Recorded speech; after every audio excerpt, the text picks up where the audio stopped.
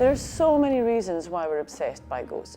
Obviously the first is a desperation for death not to be final. The ghost story has always been about projecting and realising things which exist in the imagination. Ghost stories are the only story that can be taken from generation to generation, because they tell us not only of our history but also of our spirituality as well.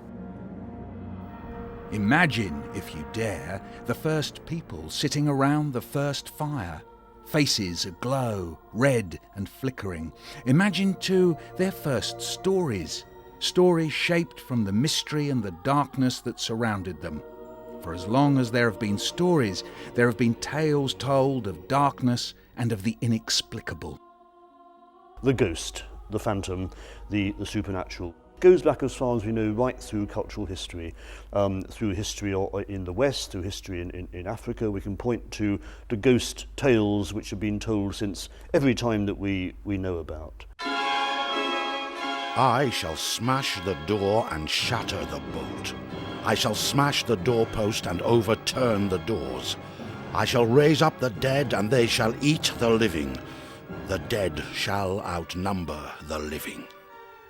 In ancient times, the fears and the dangers were so tangible. You know, it's coming to eat you, it's a lion, it's a bear, your children are going to die of starvation or disease, you're not going to have enough food. Those were real fears, and it was delicious and delightful and romantic to invent fears that actually would never come and get you. My own culture, particularly in Scotland, I mean, there's an enormous history of oral tradition of ghost storytelling, and it's just something to do with the weather and just bugger all to do once it gets dark at 3:30. They started out as campfire stories, warning stories. Do not go to this place.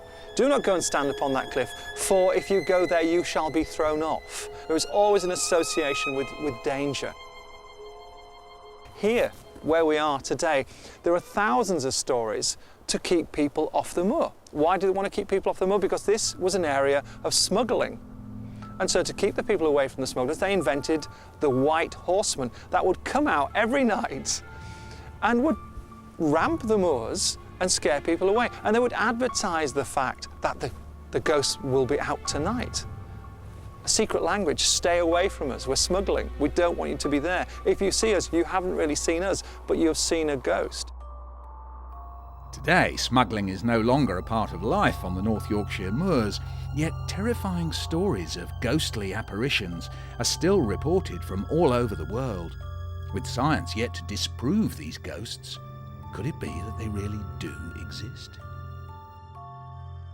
There are lots of accounts of people seeing ghosts, and one of the interesting things about them is how those accounts very often have a great deal in common. People who report having seen ghosts describe the temperature dropping, they describe the kind of figure they see. And in the end, we must start to wonder whether there are more things in heaven and earth than are dreamt of in our philosophy.